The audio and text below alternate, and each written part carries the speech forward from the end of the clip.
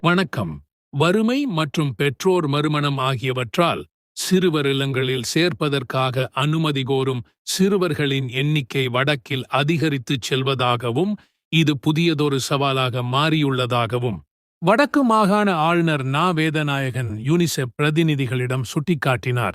வடக்கு மாகாண ஆளுநரை கடந்த 2ஆம் திகதியன்று வடக்கு மாகாணத்துக்கு வருகை தந்து கள நிலைமைகளை ஆய்வு செய்யும் யுனிசெப் அமைப்பின் பிரதிநிதிகள் குழுவுடனான கலந்துரையாடலின் போதே ஆளுநர் இவ்வாறு கூறினார். இதன்போது ஆளுநரிடம் யுனிசெப் அமைப்பு முன்னெடுத்துள்ள திட்டங்கள் தொடர்பாகவும் தமது கள நிலைமை ஆய்வு தொடர்பாகவும் விளக்கமளித்தனர். இதன் பின்னர் கருத்து தெரிவித்த ஆளுநர் 1991ஆம் ஆண்டு உதவி அரசாங்க அதிபராகத்தான் பதவியேற்ற காலத்திலிருந்து யுனிசெப் அமைப்பு பல்வேறு வகையான உதவிகளை எமது மக்களுக்கு செய்து வருகிறது. அதற்கான நன்றிகளை தெரிவித்துக் கொள்கின்றேன். வடக்கில் சிறுவர் தூஷபிரயோகம், இளவயது கர்ப்பம் என்பன முன்னைய காலங்களுடன் ஒப்பிடுகையில் அதிகரித்துள்ளன. மேலும் வடக்கு மாகாணம் தற்போது புதிய சவால்களை எதிர்கொண்டு வருகின்றது. பாடசாலை இடைவிலகல்கள் அதிகரித்துள்ளன.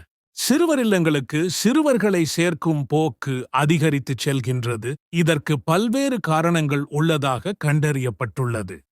பொருளாதார பாதிப்பால் ஏற்பட்ட வறுமை நிலைமை ஒரு காரணமாக உள்ள போதும் பெற்றோர் மறுமணம் செய்வதால்தான் பெரியளவு பாதிப்பு ஏற்படுகின்றது. சிறுவர் இல்லங்களில் சிறுவர்களை இணைப்பதை ஊக்குவிக்க வேண்டாம் என அரசாங்கம் அறிவுறுத்தியுள்ளது.